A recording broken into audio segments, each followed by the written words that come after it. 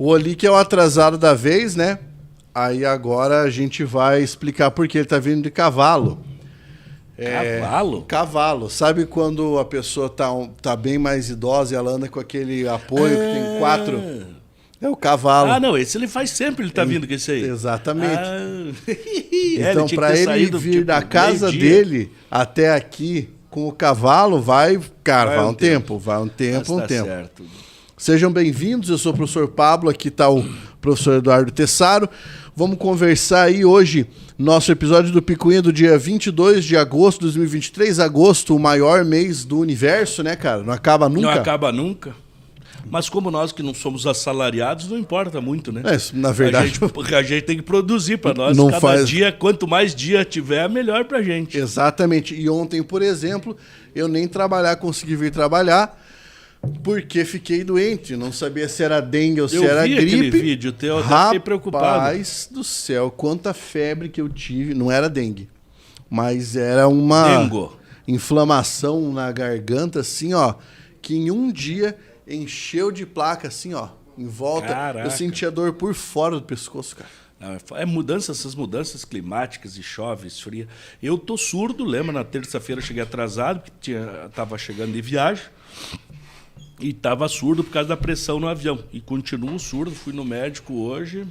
Ele acha que é da pressão ainda. Ah, pode ser, né? Tô surdaço, cara. A pressurização da cabine, né? Então eu tô surdaço. Se eu estiver gritando aqui, me avise. Não, fique tranquilo. Surdo. A gente avisa. Ó, Gustavo, joga aqui, ó. Deixa eu mostrar pra galera. Linda camiseta. Eu recebi hoje esse presente aqui da Umbro, tá? A galera que faz as camisetas aqui, ó. Essa camiseta do Esporte Clube do Recife. Exatamente. Lindo, tá? É uma camiseta extremamente bem acabada. E aí você fala, tá, por que eles te mandaram? Porque essa camiseta aqui é uma edição comemorativa em homenagem ao Ariano Suassuna. Se você olhar aqui, ó, nessa parte, você tem uma imagem do livro e o próprio Ariano Suassuna, que era um torcedor declarado do Esporte Clube do Recife. Então, fica aqui meu muito obrigado, né? Minha homenagem.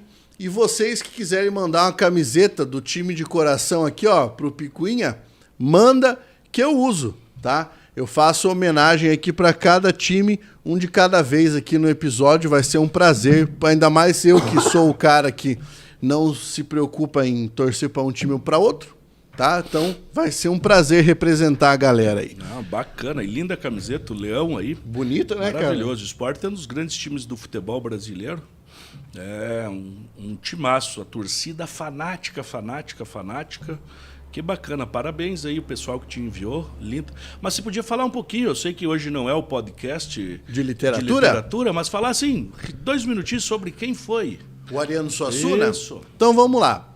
O Ariano Suassuna, apesar de ter sido um escritor, e agora nós podemos dizer contemporâneo, né, porque ele faleceu há pouco tempo, mas ele foi um autor que pegou o que seria o fim do modernismo no Brasil e, a partir de então, ele acabou montando um estilo próprio de escrita, né? Ele sempre foi um autor que conseguiu trabalhar muito bem o teatro e o que nós chamamos de cor local. Cor local é um conceito literário que nós usamos para dizer do texto daquele autor que consegue fazer você se sentir naquele lugar. Então, por exemplo, você pega um Érico Veríssimo. Érico Veríssimo é gaúcho. Você vai ler O Tempo e o Vento. Você vai ler Incidente em Antares, uma coisa assim. Você se sente no Rio Grande. Entendi. Porque ele consegue pintar a narração com as cores locais, trazendo a tradição, o misticismo da região. Que sabe? Legal. E o Ariano Suassuna tem muito disso da cor local. Aliás, quase todo brasileiro já ouviu falar do Ariano Suassuna porque uma das suas obras mais importantes foi transformada em obra televisiva, né? Que é o livro Alto da Compadecida. Melhor filme brasileiro, na minha opinião. Eu acho ele fabuloso, né? A atuação do Matheus Nachtergaele ali foi uma coisa assim, uma quebra de paradigma. Coisa que pouca gente sabe. não sei, as pessoas não notam muito, mas aquilo ali é um texto que traz um pouco da vida profana. Quando a gente fala vida profana, é a vida das pessoas comuns, né? E um pouco da vida religiosa, né? Fala um pouco sobre a história de santos e tudo mais. O que as pessoas não sabem é que esse modelo de texto, o alto, surgiu em Portugal. Surgiu em Portugal. Mais especificamente, no momento em que nós tínhamos a história da Europa se desenvolvendo, na transição do trovadorismo para o humanismo. Alto, que se escreve A-U-T-O, né? Não é alto de altura, é alto de peça. Assim como nós dizemos no direito, está presente nos autos, né? Nos registros. O alto era uma espécie de obra literária em que você tinha encenado em cima de um carro de bois uma peça que poderia ser a crucificação de Jesus, a ressurreição de Jesus, alguma coisa nesse sentido. Esses eram os chamados autos sacros.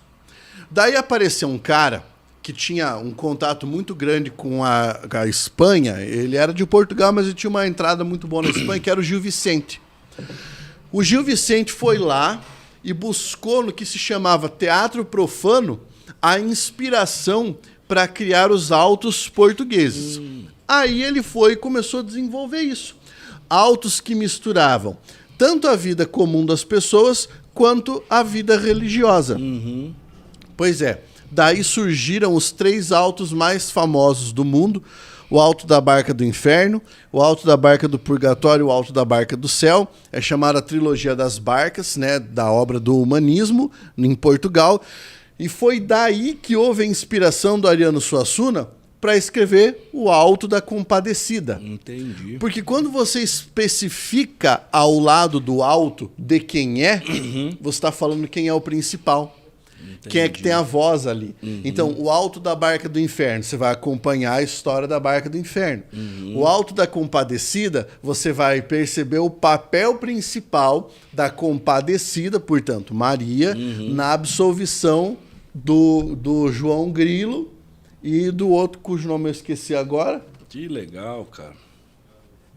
Era o João Grilo e o outro, né? Chicó. João Grilo e Chicó. Quase. A história dos dois, né? Até eles conseguirem enganar a morte. Enganar a morte, é. Então, e aí, o mais legal desse auto é você observar o que Deus fala, porque aquele momento você tem uma coisa que se chama na teatrologia de Deus ex machina, que é como se Deus saísse do céu e vem falar para as pessoas, né? Aquilo que é o Deus ex machina falando, aquela voz é ali a voz do Ariano Suassuna. Falando de como é que o pobre vive, de como é que o pobre tem que fazer para se virar. Então ele participa. É muito legal, sabe? Que legal. Eu gosto muito. E ele foi um escritor assim meio que sem par, né, na nossa literatura, porque ele era muito ferrenho defensor da cultura brasileira e da necessidade de nós criarmos uma espécie de olhar específico para a cultura brasileira. Que bacana. Olha só, começamos o Picuinha aqui com conhecimento lá em cima. Ótimo. Então, literatura pura. Quando eu... Se eu escrever aqui, então, alto com L, não vai achar? Não. Vai ser alto. Olha só, eu nunca havia me preocupado. É uma coisa muito curiosa, né, dizendo. cara? Que é uma legal. coisa muito Olha curiosa. só. Uma simples palavra tem, né, uma dimensão gigantesca, Sim. histórica, né, Sim. por trás, né, filosófica. Aliás, da última semana para cá, nós estamos com uma quantidade muito grande de novidades. Eu não sei nem se o Picuinha hoje dá conta de tanta coisa assim, cara. Sim.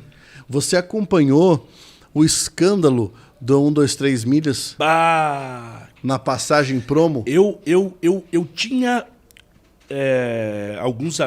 tive alguns amigos que tinham caído na da Herbie. Aham. alguns meses atrás, ali pelo mês de maio, por aí, eles já tinham me procurado para saber o que iriam fazer. E agora, a 1, 2, 3 milhas. Que sacanagem, né? Cara, porque é muito complicado. Eu fui analisar esse caso, né? Afinal de contas, a Bárbara trabalha com isso. Sim. Para quem não sabe, a minha esposa tem um canal que fala sobre viagens e tudo mais, que é o Próxima Parada 747. E aí, a gente já tinha comprado uma passagem dessa aí. Essa modalidade flexível. Uhum. A que a gente foi para Las Vegas foi nessa modalidade, e a que a gente ia para Paris era nessa modalidade. Então, assim, deu certo, sabe? Dava certo. Uhum. Eu não sei como é que eles vão explicar isso, mas talvez seja a forma como eles trabalharam, porque, assim, uma passagem aérea, ela tem uma data limite para ser expedida. Então, é daqui a 365 dias, ou seja, todas em um ano. Né? Uhum. E eles vendiam para 2 anos. Ou seja, eles vendiam passagens aéreas do limite. que não foram expedidas ainda pela empresa. Então, para praticar aqueles valores era muito difícil, né? Era difícil manter aquilo ali. Agora, o que mais me deixou... Eu estava assistindo, né, as matérias ali e tal. A Bárbara me falou assim, Pablo, mas não precisa se preocupar, porque parece que eles vão ressarcir os clientes. Eu falei, que bom, como? Ela falou, a empresa disse que vai ressarcir em forma de voucher. Uhum. Eu falei, mas como assim? Ela falou, voucher para gastar na própria empresa. Eu falei, então, mas deixa eu te contar um negócio. Nessa modalidade de relação de consumo, a empresa não escolhe como é que ela vai ressarcir. Ela não escolhe, né? O consumidor escolhe se ele vai querer o voucher em dinheiro, ou dinheiro. Mas estão falando que a 1, 2, 3 milhas é uma ideia de pirâmide financeira, no mesmo sentido dessas que surgem a cada tempo. Tipo um Telex Free. Telex Free, os caras vão metendo dinheiro, uma hora ela não se sustenta. Porque não tem o que entregar. E talvez tenha sido isso que tenha acontecido, né? Começaram a ter que devolver e tal, aí acabou o caixa, ou chegou no limite que eles queriam e já... Porque a URB está em recuperação judicial. Isso, aham. Cara, na minha opinião, esse é o caminho mais lógico. Claro. Que vai se seguir para... Mas o grande problema é o consumidor aqui vai ficar... Uma boa parte com certeza vai perder, né? Com toda certeza alguém vai perder. Ah, com certeza. Com certeza. E com certeza vai ser o consumidor. Nesse caso, o que eu tenho que fazer se fosse pedir, né? Ação judicial. Entre o quanto antes, porque daqui a pouco acaba de vez o dinheiro e aí quem chegou antes tem preferência. Exatamente. Então vai para o juizado especial civil, que não tem custa nenhuma. Se for menos de 20 salários, não precisa de advogado. Vai lá, mesmo você no balcão da secretaria, você conta o teu caso, relata o teu caso. O secretário lá vai redigir isso e vai dar início ao processo. Você vê? Quanto antes. Aqui, inclusive, orientação, consultoria fizemos de tudo. Jurídica aqui, cara. Tá faltando só a gente mexer com carro. Vender carro velho? Tá faltando isso só. Isso também dá dinheiro, né? Porra! Isso aí também dá dinheiro, cara. Os caras vão lá para São Paulo, compram aqueles carros...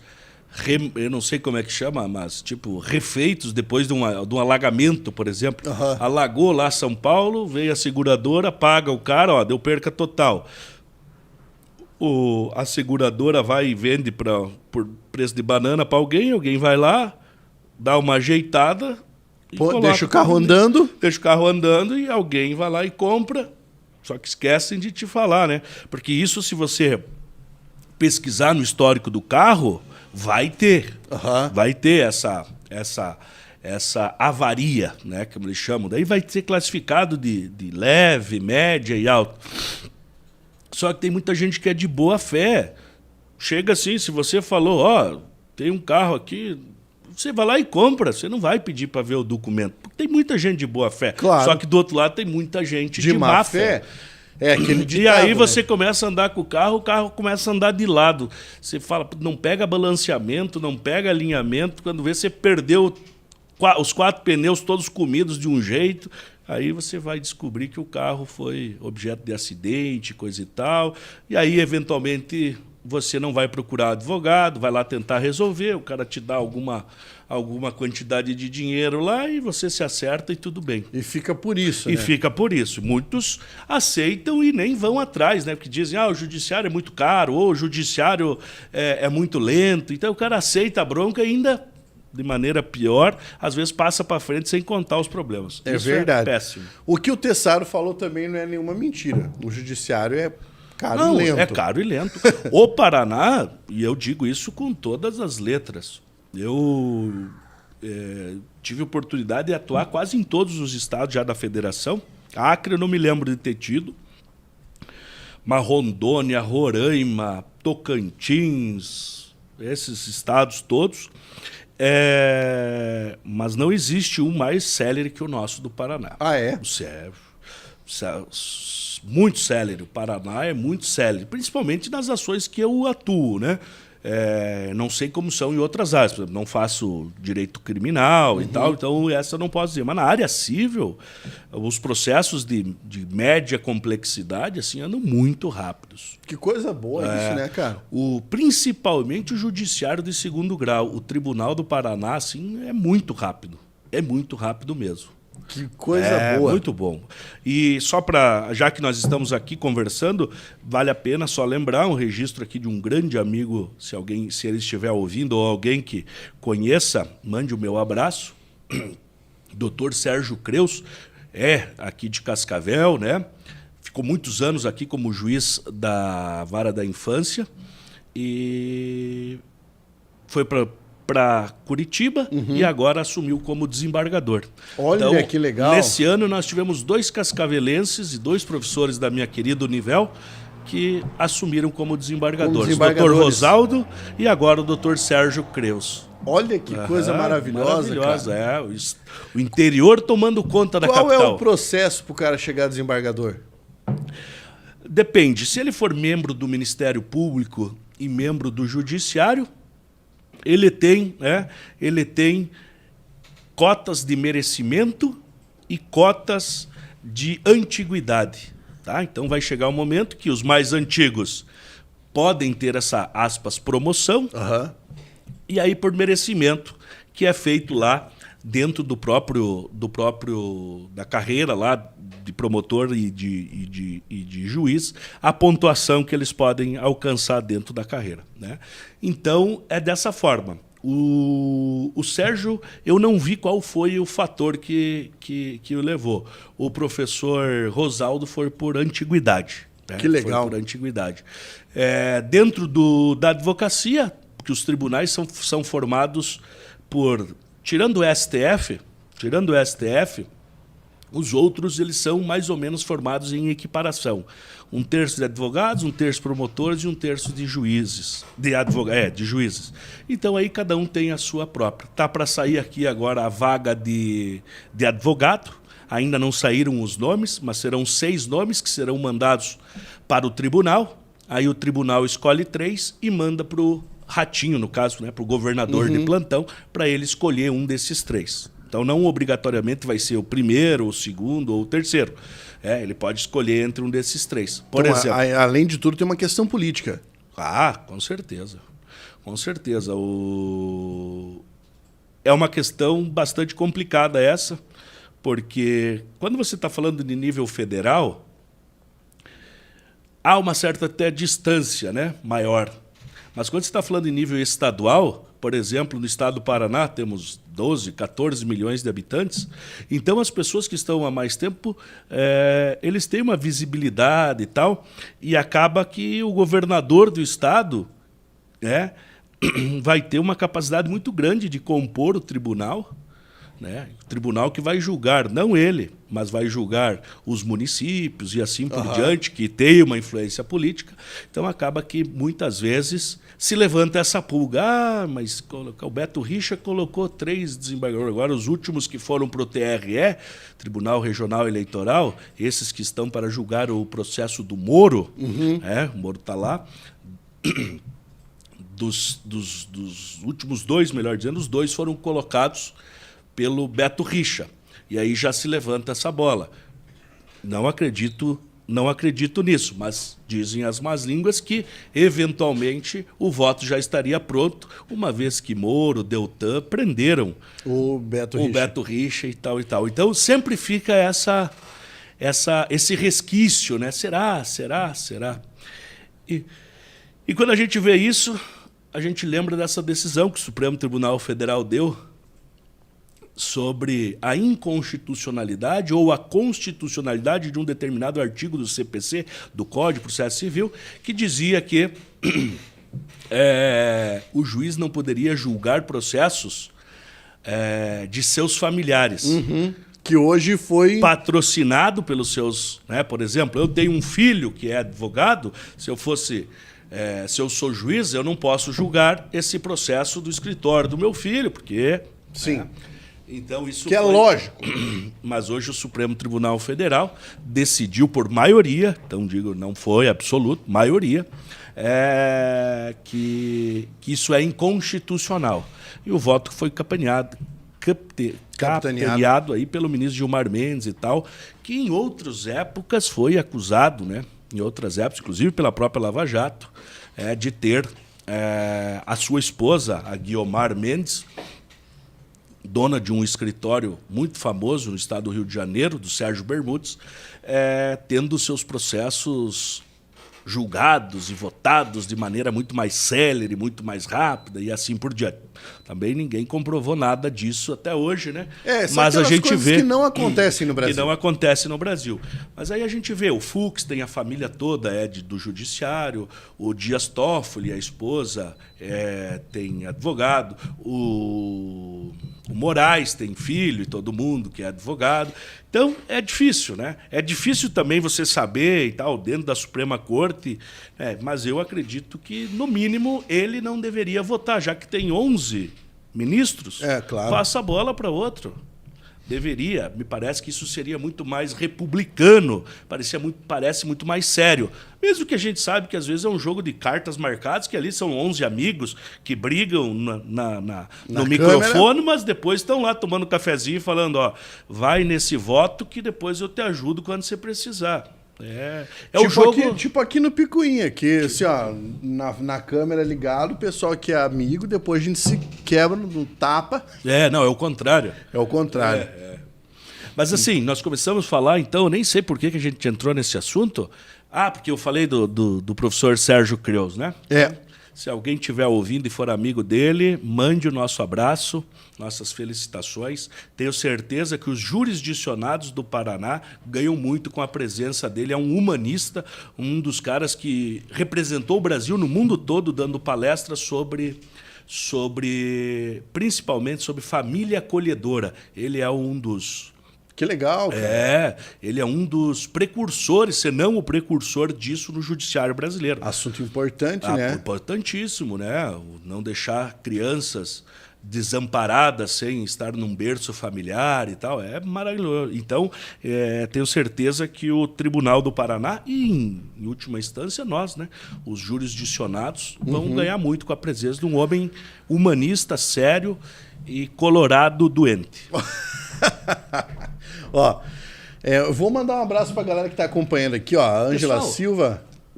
O tablet, alguém tem o tablet aqui? Pode me ajudar? Obrigado.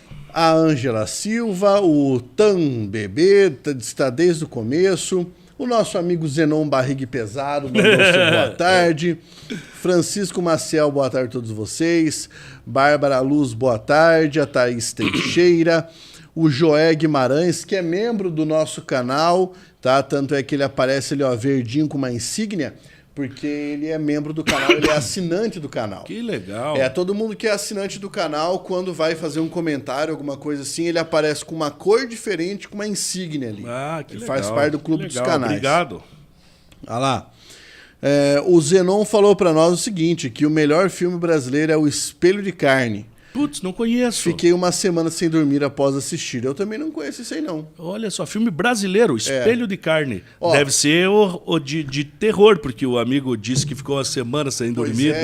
Eu gosto. Será que não é do Como que era o nome daquele? Zé que do tinha Caixão? Isso, ele tinha esses filmes trash, né? Ele era o E esse clássico, nome, né? É, ele é do trash mesmo. Mas o Zé do Caixão, os nomes eram mais à meia-noite encarnarei em teu cadáver. Ah, é? Sim. Era mais assim, tipo, à meia-noite sairei da sepultura, era uma coisa desse jeito. Eu gostava muito do Zé do Caixão, assistia Cine Trash pra caralho. O filme brasileiro de que eu gosto é Estômago, acho muito bom. Ah, não conheço. Carandiru. Carandiru, excelente. Gosto bastante do Cidade de Deus. Gosto muito de um filme chamado... Cara, como é que é aquele lá?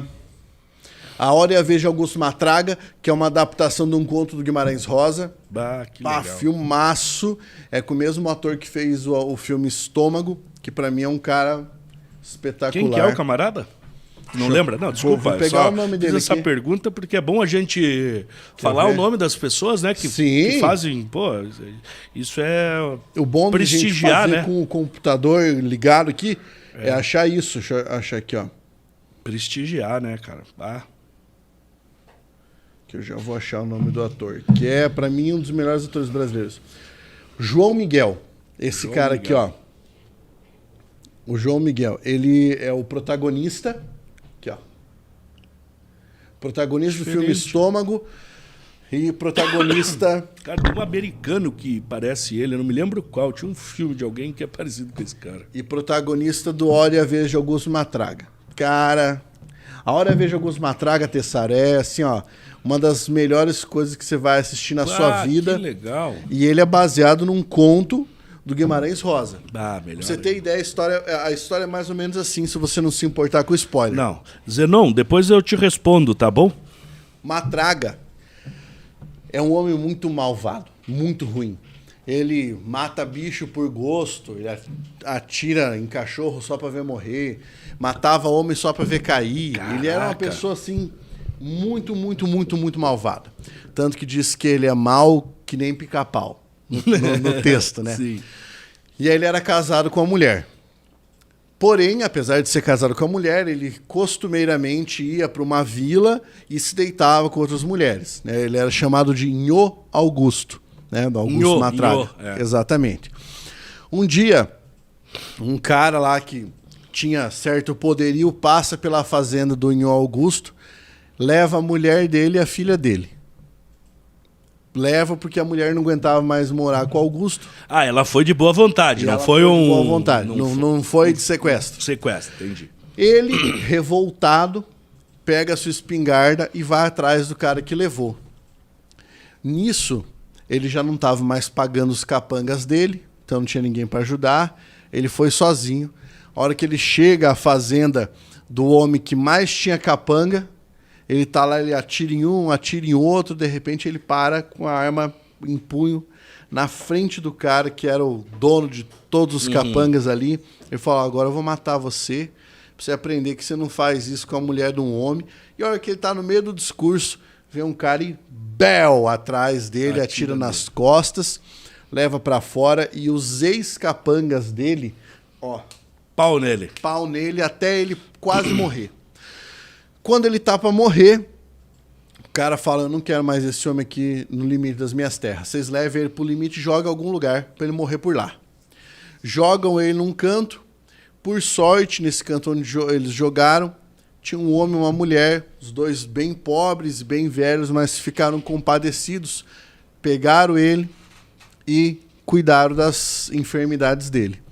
Só que nisso, no tempo que ele passou enfermo, desacordado, ele viu o inferno. Entendi. E aí ele decidiu que ele não queria ir pro inferno. Que ele não podia ir pro inferno. Então ele se cura e ele fala: eu vou pro céu, nem que seja a base de porrete. Aí ele se aparta daquela família e vai morar numas terras distantes lá, em que ele tem uma chacrinha. E ele fica cuidando dos bichos e tal, um cara que hospeda quem passa por lá, até o dia que passa por lá a tropa de um cangaceiro, o mais famoso de todos, chamado Seu Joãozinho Bem-Bem, que na obra quem faz é o José Wilker. Bacana. E aí ele chega lá, chegam até as terras dele e falam, olha, eu não tenho muito, seu Joãozinho Bem Bem, mas o senhor é bem-vindo a ficar aqui. Eu hospedo vocês. Aí ele fala, agradeço, mano velho, vai ser um prazer, e bababá, essa história toda, e fica lá. E vai passando o tempo, eles fazem amizade e tudo mais, até que um dia, um dos capangas do Joãozinho Bem Bem vai ficar com uma menina na cidade. E quando ele fica com a menina, o irmão ciumento vem pelas costas e mata o capanga do Joãozinho Bem Bem. Ao que os outros capangas descobrem, trazem o pai dos meninos, traz o pai dos meninos ajoelhado pro Joãozinho Bem Bem e ele fala assim, ó, isso tudo na casa do Matraga. Ele fala, o senhor matou um dos meus meninos. Então agora... Ou não, o filho do senhor matou um dos meus meninos. Então agora o senhor vai ter que escolher um dos seus filhos para eu matar. Meu Deus. Ele fala, e o senhor escolha. Porque eu não vou lhe matar. Eu vou matar um deles. E se você não me apontar quem é para eu matar, eu mato todo mundo. Meu Deus. Aí o que acontece? Legal. O Augusto Matraga, lembra que ele tinha dentro dele aquela história de que ele adorava matar, ele adorava brigar, porque ele não podia mais. Como é que ele ia pro céu? Não, ele ressurgiu. Exatamente. De repente o Augusto Matraga olha e fala assim, mano velho, seu Joãozinho Bem Bem, eu não posso permitir que o senhor faça isso. Não nas minhas terras. Ele fala, não nas minhas terras. Daí ele fala, mas o senhor não tem nada a ver com isso, mano velho. Se retire daqui. Ele fala, mas o senhor está nas minhas terras, não pode matar homem de boa casa aqui. Eles entram na discussão, e aí a situação vai ficando mais tensa. Aí o Joãozinho Bem Bem fala assim, mano velho, se o senhor não se retirar daqui, meus homens vão atrás de você primeiro. E depois os filhos dele. Ele fala, mas era isso que eu queria ouvir. E sai. Ele bate a mão na espingarda e sai. Pá, pá, pá, pá, sai matando todo mundo. Ele consegue matar todos os cangaceiros. E sobra ele numa luta de mano, faca contra faca, contra o Joãozinho Bem Bem. E eles lutam e no fim das contas estão tudo ensanguentado. E eles terminam um cravando a faca no peito do outro. Uhum. Quando eles estão para morrer, o Augusto Matraga fala, eu só podia ir pro céu se eu matasse alguém para fazer uma coisa boa. E o Bem Bem fala assim, eu só podia morrer se quem me matasse fosse um valentão que nem eu era. E aí acaba a história. Os dois vão pro céu ainda. Não dá para saber. Mas o conto, o filme, ele é um conto, né? Uhum. Do Guimarães Rosa, mas o filme foi muito bem adaptado. Muito bem adaptado. Eles prestaram atenção assim, a literalmente cada fala. Esse é um dos grandes... E ouvindo você conta muito, muito bem mesmo. A gente fica se recordando exatamente dessa ideia de... como eu acredito, né? Em Cristo e tal, nesse momento, né? Que todos os seres humanos, a misericórdia divina dá a oportunidade para o ser humano a voltar para a trilha do amor, da boa conduta, dos bons hábitos. Então foi o que aconteceu com o Bem Bem. Mas mesmo assim ele tinha dentro dele todas aquelas armas, as raivas, que isso vai permanecer. Esse é um combate diário. Não é que você se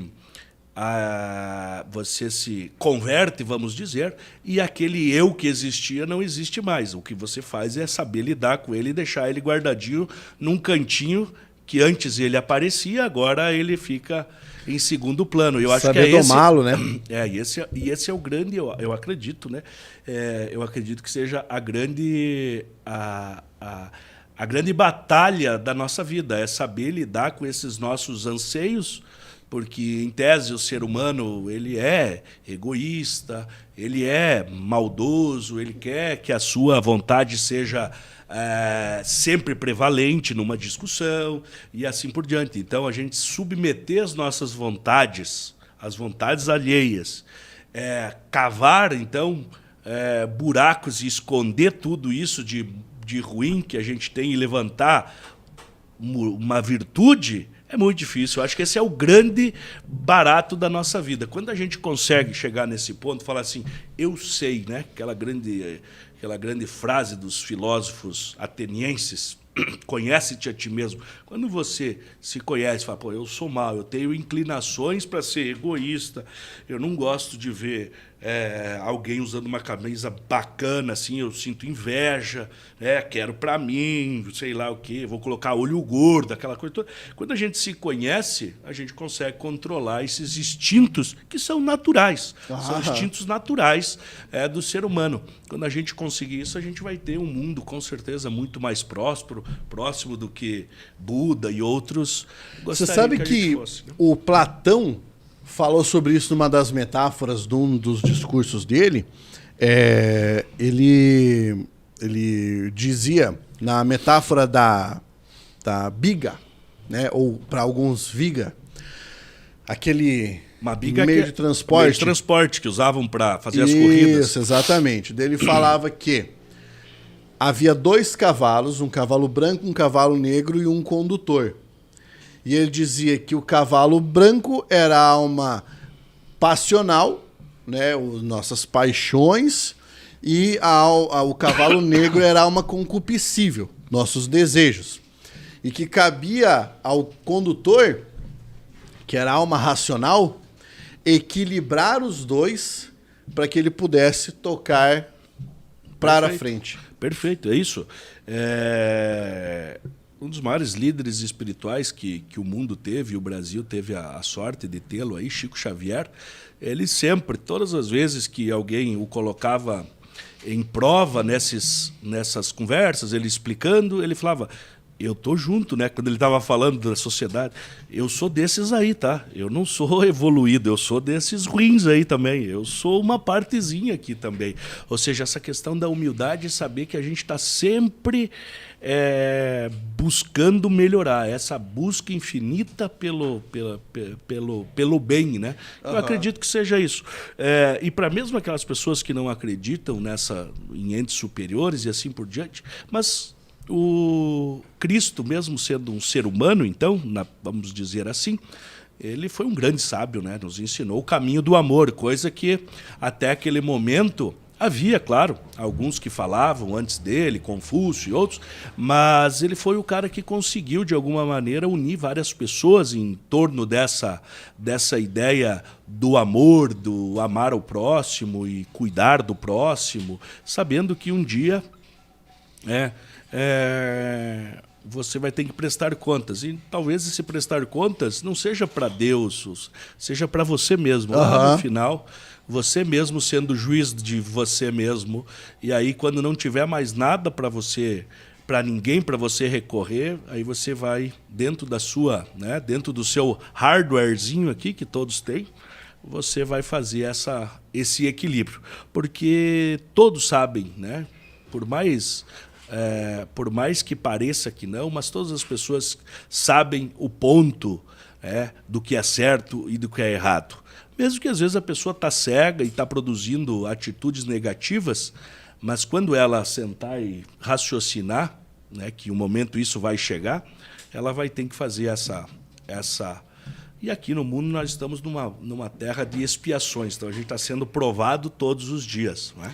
Essa é uma convicção muito interessante. Aliás, vamos aproveitar e perguntar para quem está nos assistindo, porque acho que foi algo de que a gente até hoje não tratou propriamente, né? Quais são as convicções religiosas de vocês? Vocês acreditam em algo, não acreditam, professam alguma religião ou não? Tá? É interessante aí que a gente saiba. Afinal de contas, a gente pode discutir ainda com mais aprofundamento. Ó, o Zenon falou aqui. Ele tirou uma onda, falou que o Espelho de Carne é um filme de pornô chanchada. Putz, griles. Faz muito tempo que eu não vejo. Isso era moda nos anos 70. 80. Passava que a gente no cinema. assistia. Passava no cinema, isso, cara. É. Aí ele falou que ele gosta muito do filme chamado Perfume de Mulher. Eu também acho esse filme belíssimo. Maravilhoso, né? Meu Deus. Fora a trilha sonora, que é um espetáculo. Clássico. Aí ele perguntou pra você em qual área do direito você atua, Tessaro. Ah, tá, é verdade. Perguntou aqui.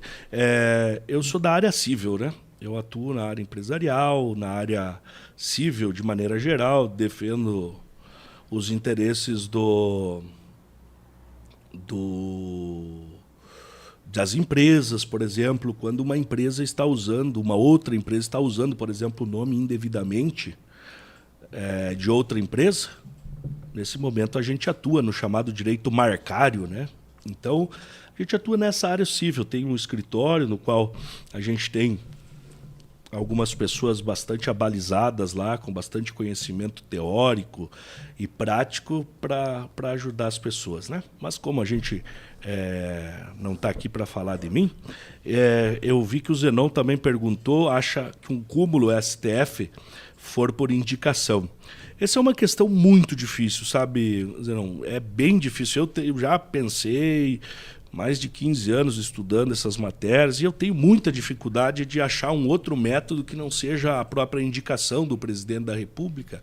É assim em quase todos os países ocidentais do mundo, né? Você conhece algum que não seja dessa forma? Não me lembro aí, ó. Alemanha não é assim, Inglaterra não é, Espanha, Portugal, Colômbia, Peru, Estados Unidos, Chile, são todos nesse por mesmo indicação. sentido. O que me parece que nós precisaríamos repensar é o tempo, né?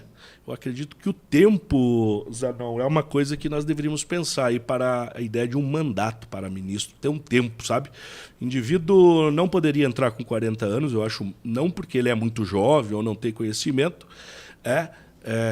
mas imaginem como, por exemplo, esse último menino que entrou, se eu não me engano, ele tem 42, 43 anos, ele vai ficar até os 75 anos. Ou seja, 30 anos para mais vai ficar 30 anos de STF. Eu acho que é muito tempo e a sociedade anda muito mais depressa. Então, aquela pessoa, por mais desinteressada que ela seja, no sentido de corrupção e tal, mas ela vai colocar as suas ideias, as suas visões de mundo. Então, alguém ficar 30 anos expondo e tendo um poder gigantesco como tem o Supremo, e agora a gente está vendo, né? Que tem esse poder, acho que não seria bom. Então, por exemplo, fazer como é na Itália, 10 anos. A gente estava discutindo hoje um livro do Lênio, né, do Lênio Streck, sobre... O Lênio é o cara que você tem que ler, mas deixar de ouvi-lo há uns 5 anos atrás. Esse livro, eu não sei de que ano mas ele falava do julgamento de acordo com a própria convicção. Esse foi um livro que lançou durante a Lava Jato. Uhum. O que é isso, né? Isso. Sim. Então, ele é muito bom. O Lênio, peço desculpas aqui, o conheço, ele não me conhece, mas a gente se conheceu já.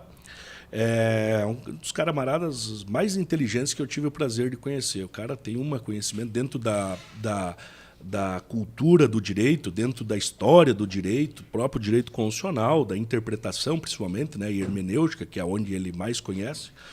Só que ele se perdeu. Ele era membro do Ministério Público. Aí ele se aposentou do Ministério Público e foi advogar. Aí ele mudou totalmente as suas convicções.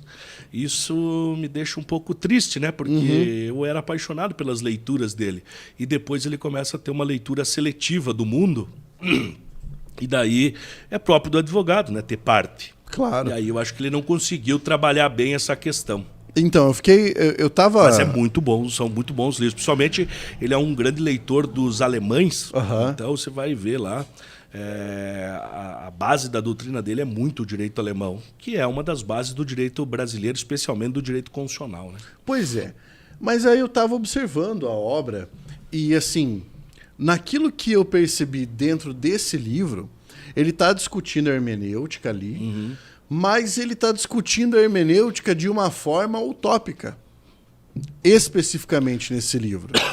Porque quando ele está falando do processo de tomada de decisão por parte do magistrado, ele está ignorando simplesmente todos os outros campos de disciplina da ciência que falam sobre tomada de decisão. Sim.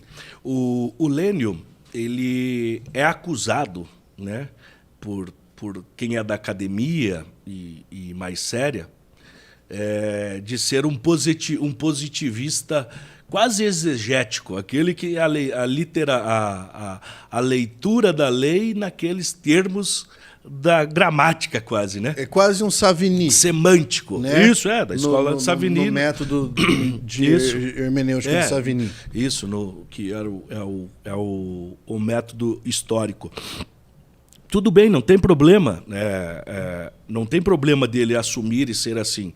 Mas a grande preocupação, e aí é muito justa a obra dele, porque ele já vem percebendo isso desde os anos 2000, quando ele escreve uma obra, que essa obra é digna de leitura mesmo, que é Hermenêutica em Crise.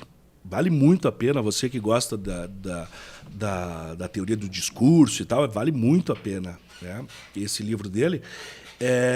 Porque ele já começa a visualizar esse processo que nós vivemos hoje no Brasil, de cada juiz, ou melhor, principalmente os ministros do Supremo, julgarem sem uma preocupação de manterem a coerência do sistema.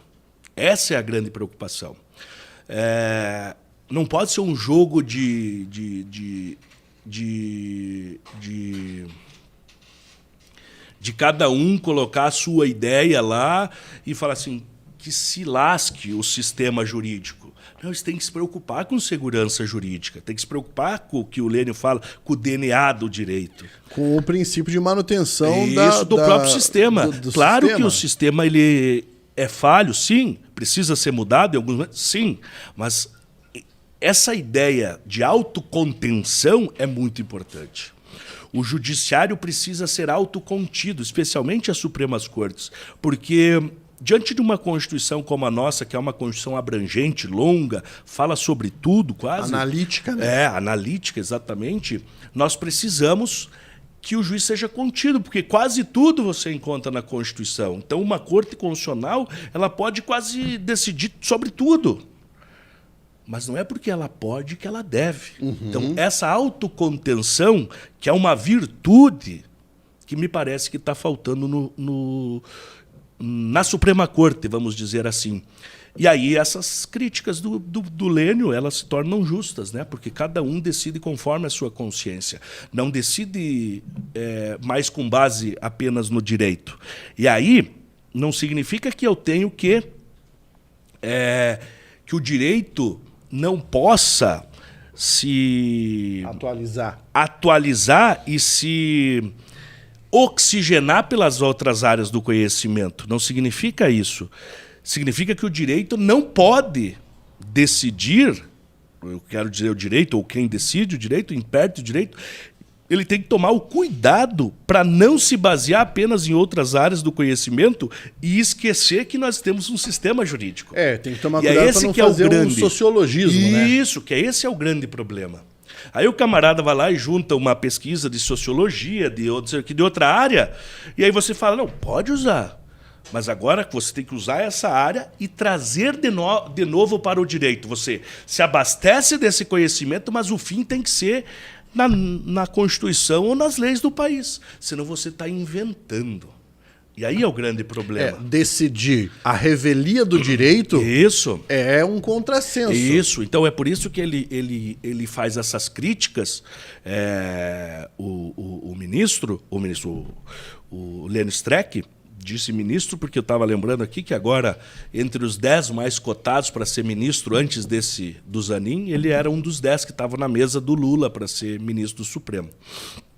Por ter sido um grande ferrenho defensor contra a Lava Jato. Ele tinha uma atuação contra a Lava Jato, inclusive está naqueles grupos chamados Prerrogativas, que é um grupo de advogados que se reúne, tem uma associação e tal, e foram muito contra a Lava Jato, e ele era um dos cabeças intelectuais desse grupo. Então, por óbvio, quem estava contra a Lava Jato, aspas, estava a favor do Lula, né? Uma visão, claro. Uma visão maniqueísta pequena, mas, né, não deixa de ter o seu fundamento. Então, por isso ele estava na Lava Jato, mesmo não sendo um cara que tem um tráfico político, né, um trânsito político tão forte ao ponto de ser ministro do Supremo. Mas é um cara que respeito muito, mesmo não concordando com as opiniões dele, mas respeito muito enquanto doutrinador, enquanto fantástico, vale muito a pena a leitura dele, principalmente dessas obras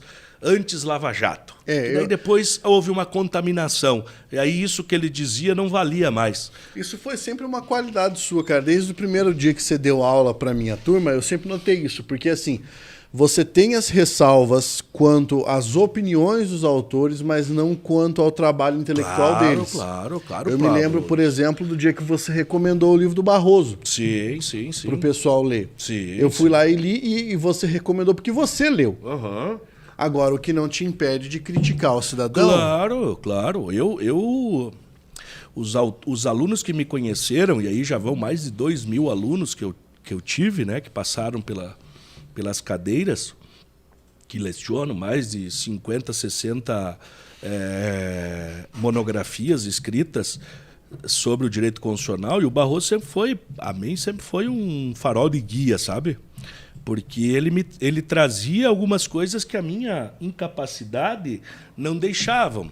Pela minha própria formação, tive minha formação em Direito, uma formação bastante dogmática, exegética, né, do direito constitucional. Então, o Barroso foi a porta de entrada para esse direito um pouco mais flexível. E que hoje a gente está sofrendo um pouco com essa flexibilidade, mas é própria, né? Eu acho que é própria do momento. Nós estamos engatinhando ainda em termos de sociedade, em termos de instituições. Vamos dizer que as instituições só se tornam verdadeiramente fortes a partir dessa Constituição. Então, somos fortes. Então, erros e acertos nós vamos ter nesse processo. Mas acredito que a atuação do Supremo Tribunal Federal, tirando esses últimos anos, que foi de bastante complicação, inclusive espiritual e também de complexidade dogmática, mas tirando os últimos 4 ou 5 anos, aí o Supremo me parece que tinha feito um bom trabalho. O saldo é positivo, claro, olhando pelo retrovisor, né? Claro. E o Barroso, por mais que critiquem ele hoje, eu tive o prazer de ter feito uma disciplina com ele na época do meu mestrado, né? Assim, acompanhei então muito a leitura. Temos alguns artigos assim que foram feitos na época assim que me marcaram a minha vida acadêmica e profissional também. Mas isso não me impede de eu hoje criticá-lo. Ele com certeza é a melhor referência teórica que nós tínhamos no Brasil. Então ele tinha que estar na cadeira de ministro do Supremo. Mas chegando lá, nos últimos tempos, ele também se cercou e me parece que foi contaminado pelo jogo político. Cometeu o mesmo equívoco que os representantes do Brasil cometem, que é não observar a liturgia do cargo. Exatamente. Então, também entrou, olha só, por exemplo, vamos dizer, um caso, por exemplo, ele era ministro do TSE e ele vai ao Congresso Nacional, claro, dizem que foi a convite, mas ele vai lá para convencer os deputados a não votar no voto impresso. Ou seja, o que está em jogo aqui? A democracia. A democracia na acepção mais pura, que é os representantes do povo, aqueles que foram eleitos, gostem ou não. Então, quando um ministro vem e, ao invés de silenciar, ele vai a um plenário do Supremo, do Congresso, e defende uma pauta, ele naturalmente está induzindo. Claro. Ou seja, de alguma maneira ele está se intrometendo. Está tomando parte, né? Não, ele está se tomando parte, mas ao momento que ele vai ao Congresso Nacional, ele está, de alguma maneira, interferindo na formação da convicção daquele representante do povo brasileiro. Então isso me parece, numa escala não muito longe, distante, uma interferência de poderes. E isso é uma coisa que eu não consigo admitir. E ele o fez. Então isso não é legal. Quando ele fala aquela frase célebre, perdeu Mané, quando agora ele defende lá na Uni que ele venceu o bolsonarismo, é óbvio que ele está tendo parte. Não estou dizendo que ele não possa ter A opinião dele é muito importante, mas lá no bar, na casa dele, enquanto ele for juiz, não importa o que ele acha, importa o que o direito diz, importa o que a Constituição diz, importa o que o direito diz. A opinião dele fique lá, fora dos autos, ele não tem que ficar dando entrevista. Autocontenção que eu falei. Isso não serve, isso ele ensina. Tá lá, ele ensina no seu livro, mas me parece que aí é o grande problema. Quando você ascende ao poder, você esquece, muitas vezes, daquela sua matriz teórica. Isso não que pratica o que você ensina. É o maior problema, que já Confúcio, não sei há quantos mil anos atrás, dizia que o maior problema do ser humano é manter a retidão. O que é retidão? É aquilo que eu falo, eu faço. Esse é o pior. Ele diz que é das coisas mais difíceis que o ser humano vai encarar. O Zenon mandou para nós aqui: Pablo, você estuda direito para lecionar ou pretende trabalhar nos tribunais? Eu estudo direito, para lecionar, eu quero dar aula nesse campo, e eu quero advogar. Estranho, né? O pessoal falar que quer advogar, mas na minha sala, curiosamente, o pessoal mudou bastante. No início do ano era todo mundo... Quem vai advogar, quem vai fazer concurso. Todo mundo levantava a mão para fazer concurso. Agora quase todo mundo levanta a mão para advogar. Que legal. O concurso público, ele te traz a tranquilidade, te traz o conforto de você ter um bom salário sempre, faça chuva ou faça sol, você ter alguns benefícios, né? Magistrado, 60 dias de férias, aquela coisa toda. É muito bom, é ótimo para quem gosta. Isso tem que ter perfil. Ser juiz tem que ser vocação.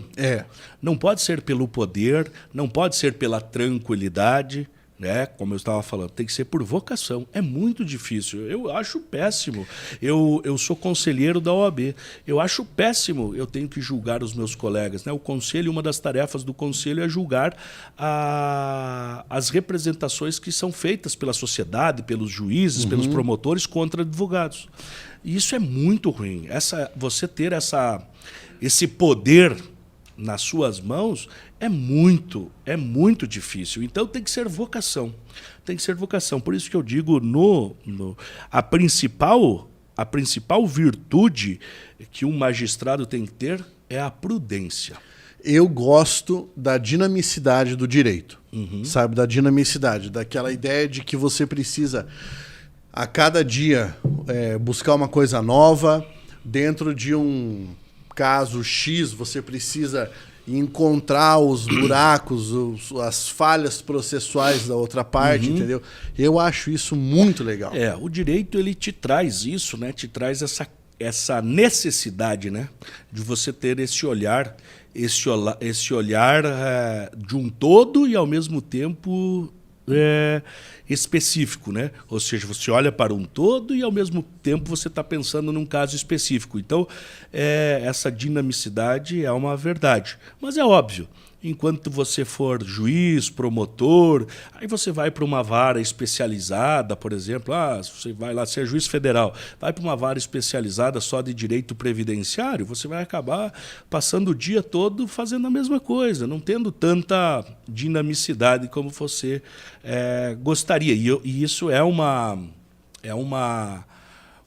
fruto do nosso tempo. Hoje a especificidade das matérias ela tem acontecido cada vez mais. Hoje o judiciário, aquela regra antigamente que a gente tinha de território, né, dentro das competências, né?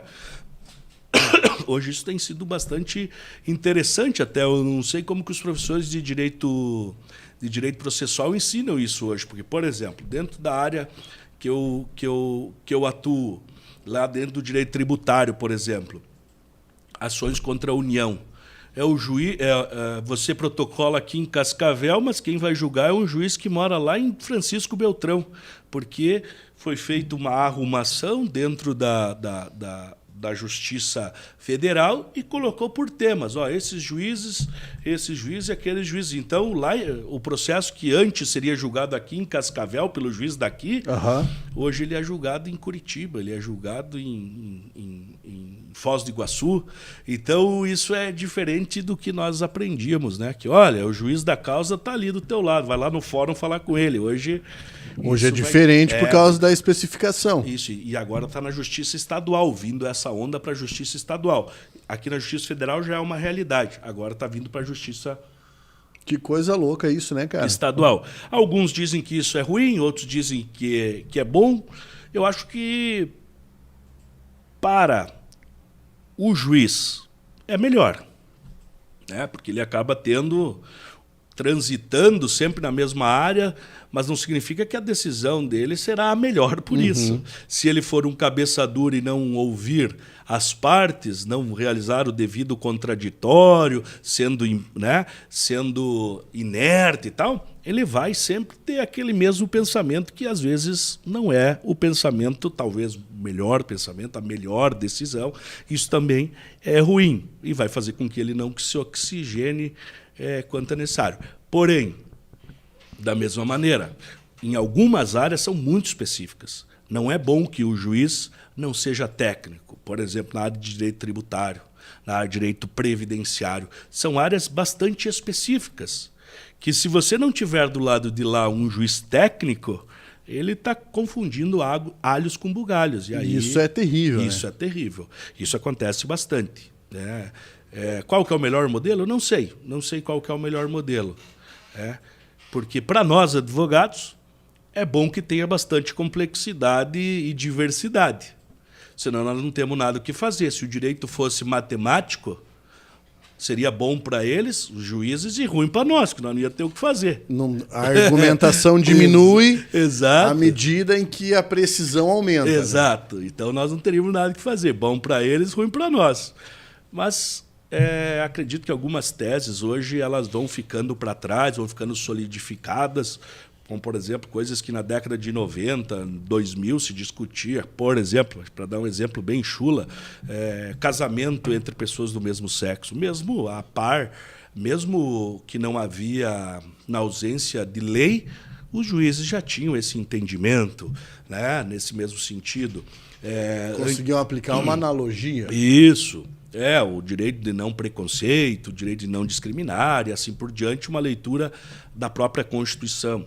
Outras questões, questões previdenciárias nessa área também, o pessoal era uma relação homoafetiva e aí, de repente, um vem a falecer e aí as normativas do INSS dizia homem e mulher, então aquele cônjuge sobrevivente, aquele companheiro, aquele parceiro, parceira, não tinha direito a receber, por exemplo, a pensão, coisas do gênero, coisas que isso com o tempo foi pacificando e hoje não tem maiores discussões. Mas a gente sabe que o mundo é bastante dinâmico em criar problemas e novas situações, então o direito sempre vai necessitar. Mas, com certeza, para aqueles que não gostam de estudar, que não gostam de uma pegada diversificada, me parece que a inteligência artificial, os sistemas de informação vão acabar engolindo essas pessoas. Infelizmente ou felizmente, né? Porque a pessoa vai se obrigar a ir para outro canto, né? Por exemplo, dentro do direito previdenciário, eu não atuo nessa área, conheço muito pouco, posso estar falando um monte de bobagem aqui, já peço desculpa, mas eu vou falar. Eu não vejo muita dificuldade em você olhar documentos, fazer a conta e falar, o cara alcançou o tempo necessário para se aposentar. Um sistema pode fazer isso. Não me parece tão difícil, né? Não me parece uma coisa de outro mundo. Me parece que o que é mais difícil é você conseguir juntar a documentação, fazer prova que o indivíduo trabalhou, por exemplo, na lavoura, papapá e tal. Mas depois que isso está no processo, qual a dificuldade? Acho que até as regras de transição, que eram as mais difíceis... Não, isso já parece que estão superadas, né? O Vinícius Duarte fez uma pergunta. Que juiz se destaca atualmente, na opinião de vocês, pelo notável saber jurídico? Se fosse juiz... juiz de direito. Existem muitos, né? O STJ, por exemplo... Mas eu acho que ele estava mencionando especificamente o STF. Ah, ele quer saber dentro do STF quem tem notável saber jurídico? Isso. Ah, olha, se a gente for... Ninguém que está ali... não conhece do direito, são todos macacos velhos. E tem uma outra questão, Vinícius, eu imagino que você saiba pela sua pergunta, né? Então com certeza você sabe, mas esses ministros eles têm muitos assessores. E a maioria dos assessores dos ministros do Supremo Tribunal Federal, eles são juízes de carreira. Por exemplo, vamos imaginar que eu me torne ministro do Supremo Tribunal Federal, eu vejo o Pablo como um excelente conhecedor do direito, eu vou lá e... Opa, Pablo, você está lá como juiz federal, requisito você para o tribunal do qual ele está vinculado e eles têm que ceder você, claro, se você quiser, né? Aí você vai para o tribunal. Então, esses camaradas, eles têm muitos assessores, e esses assessores de elevado gabarito, sabe? Muito, extremo conhecimento jurídico, né? Ou seja, não é um bando de banzé. Não é banzé. Eles não estão... As ações que chegam lá, por mais que o indivíduo possa ter uma decisão totalmente enviesada, certamente não é porque lhe faltou conhecimento jurídico. É por mais pura... Manipulação legal. Como a gente fala, né? Às vezes o camarada faz aquele contorcionismo jurídico para dar uma decisão. Né? Um malabarismo jurídico para dar uma decisão. Mas se for dentro do Supremo Tribunal Federal, eu, pessoas como Gilmar Mendes. Gilmar Mendes, na década de 90, por aí, talvez era o cara de maior conhecimento de direito constitucional, né, no Brasil. Sempre foi conhecido, né, um camarada que estudou na Alemanha, fez todo seu mestrado, doutorado na Alemanha, um baita de um cara. Então, um camarada que com certeza tem um saber jurídico gigantesco e especificamente dentro do direito constitucional. O ministro Luiz Roberto Barroso, da mesma maneira. O ministro Fux é juiz de carreira, né? É juiz de carreira da Justiça do Rio de Janeiro, professor da UERJ, um dos pais do Código de Processo Civil atual. Então, o cara conhece demais. Ministro Edson Fachin, professor fenomenal, professor da PUC de Curitiba, professor titular da Federal, amplamente conhecido no Brasil e no mundo pelas suas obras. Quem não tinha muito, vamos dizer assim, expansão dentro da academia, era conhecido dentro da advocacia, mas dentro da academia. O Dias Toffoli era um camarada que não era conhecido pela academia, nunca produziu nada dentro da academia, não era pesquisador, era um advogado e devia ser um bom advogado, né? Foi advogado do PT muitos anos, então deve ser um excelente advogado.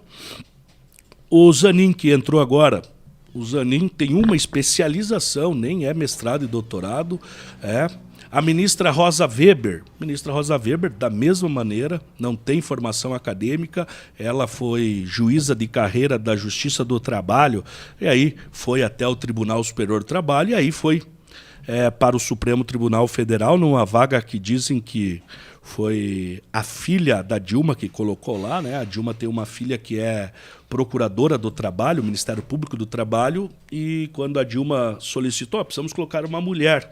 A filha abalizou a Rosa Weber, abalizou o nome da Rosa Weber. Carmen Lúcia tem. Carmen Lúcia, professora da PUC de Minas Gerais, procuradora do Estado de Minas Gerais. Tinha algumas obras na área do direito constitucional, né? Mas não era uma grande expoente, mas vem de Minas Gerais, de uma universidade como a PUC. O ministro André Mendonça. André Mendonça é doutor em Direito, mas também não era muito conhecido dentro da academia. Com certeza está no Supremo Tribunal Federal pela amizade, ou pela parceria, ou pela... Né, não sei como pode dizer, pelo ex-presidente Bolsonaro, né? Foi advogado dele. E o Nunes Marques era advogado, aí se tornou... Pelo 5º Constitucional, ele se tornou desembargador do TRF da primeira região, lá em Brasília, né? Então ele estava no cargo de desembargador federal, mas advindo da advocacia. Também alguém que não tem expressão dentro da advocacia. Dizem que ele era muito bem quisto lá dentro do Tribunal Regional, assim, diz que era um cara que trabalhava muito e organizou. Tá? Mas dentro da academia não tinha uma expressão tão grande. Então a gente vai lembrando desses camaradas e falar que não tem saber jurídico é bastante difícil, né? Porque esses camaradas, para chegar ali, com certeza eles passaram por muita coisa, né? Minimamente eles não podem ter feito muitas cagadas, juridicamente falando. Fundamentalmente falando assim, esses caras têm mais saber jurídico do que o seu professor do cursinho. Tá? Isso eu não tenho dúvida. Pode saber que não estão ali Tirando se à o seu toa. professor do cursinho for pessoas, aí agora vou defender alguns professores de cursinhos.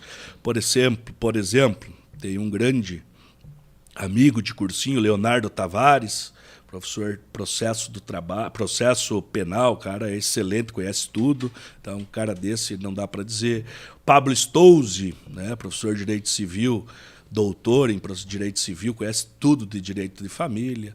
Professor Marcelo Novellino era professor de cursinho, foi ministro. Ele foi ministro, não, ele foi, se eu não me engano, depois eu vou dar uma olhada, mas ele foi assessor, se eu não me engano, da Rosa Weber ou do Dias Toffoli no Supremo Tribunal Federal. É um baita cara, conhece tudo de direito. Eu tive o prazer de conhecê-lo pessoalmente uma vez e eu falei para ele, cara, nós já tínhamos tomado um vinho, eu falei, posso falar? Pode. Falei, mas teus livros eram ruins, cara. O que aconteceu da tal edição, mais ou menos, que agora já não me lembro, tipo da 5ª edição para frente? Ele falou, eu fui fazer meu pós-doutorado nessa época, estudei demais, e aí eu tive, meus livros passaram, e é verdade, agradeço você por ser sincero. Falava, teus livros não tinham muita... Eram praticamente um copia e cola dos outros.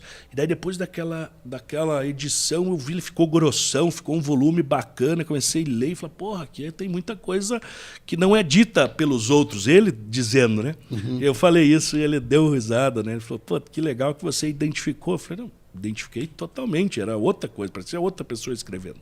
Que maravilha, né? Que maravilha. Sim. Galera, hoje o Oli, pelo jeito, não vem, porque já deu o horário de nós finalizarmos o programa e ele não chegou. Mas, é verdade. Né, hoje você teve aí um papo muito mais voltado para o campo do direito. É né? verdade, falamos bastante sobre o direito. Foi um barato, cara. Um barato. Eu queria agradecer a todo mundo que mandou mensagem aqui, o Vinícius, o Zenon, a Ana Paula, todo mundo aí. Muito obrigado pela colaboração de vocês. O Joey Guimarães aí, né? Isso, Joey Guimarães. Muito obrigado pelo fato de vocês estarem aqui conversando conosco. Né? Tessaro, pode dar o seu alô aí pra galera, vamos encerrar e até a próxima, né? Perfeito, muito obrigado. Pessoal, quando precisarem, estamos à disposição, mandem as mensagens aqui, participem sempre. Aqui nós não temos, aspas, papa na língua, mas nós temos aqui sempre uma opinião para dar. Nem sempre queremos que vocês tenham a ideia que nós estamos querendo doutrinar ou convencer de nada. Eu sempre digo e dizia isso nas minhas aulas e volto aqui a dizer, alguém já ouviu eu falar isso. Se alguém nos vê aqui falando e acha que a gente tem certeza dessas coisas que estamos falando, eu tenho certeza que vocês estão errados. Eu trafego na vida com uma mochila cheia de incertezas e é isso que me move a continuar estudando, por causa das minhas incertezas. Como dizem alguns, né, o que mais enlouquece na vida não são as nossas dúvidas, mas as certezas que nós temos, né?